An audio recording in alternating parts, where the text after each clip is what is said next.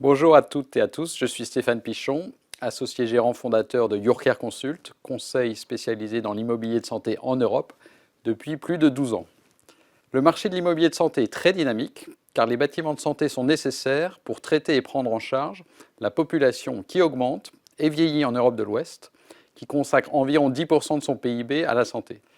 Nous assistons chaque année à une augmentation des volumes de l'investissement en immobilier de santé, avec 8,8 milliards d'euros investis en Europe de l'Ouest en 2020 et une année 2021 qui est estimée à environ 10 milliards d'euros, soit une croissance à deux chiffres. Le marché est devenu profond et mieux structuré qu'auparavant, avec un grand nombre de transactions par de nombreux investisseurs institutionnels actifs. L'essor soutenu par des tendances démographiques de long terme et la consolidation du marché des exploitants européens présente de belles opportunités d'externalisation de l'immobilier.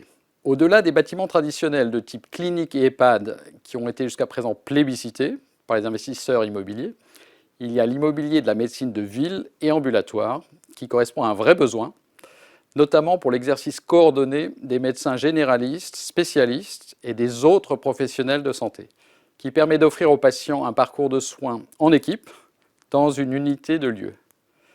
Ces bâtiments, comme les maisons de santé pluridisciplinaires, vont également permettre dans le futur aux communes d'attirer des médecins afin de lutter contre les déserts médicaux. Elles devraient donc représenter une classe d'actifs très appréciée des investisseurs, comme c'est déjà le cas dans les pays anglo-saxons. Il faut également noter l'importance dans le parcours de santé des patients des centres de tests et de vaccination, comme nous l'a rappelé la pandémie du Covid, des laboratoires d'analyse médicale, des centres de radiologie, d'imagerie, de dialyse, des magasins d'audio et d'optique dont la population a besoin pour rester en bonne santé.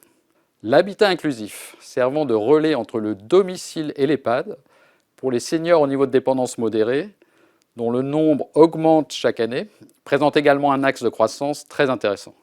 On pourra également noter l'essor de la santé animale.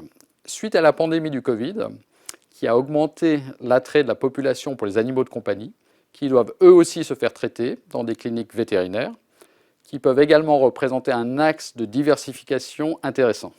En résumé, un bel avenir pour la santé. Je vous remercie de votre attention.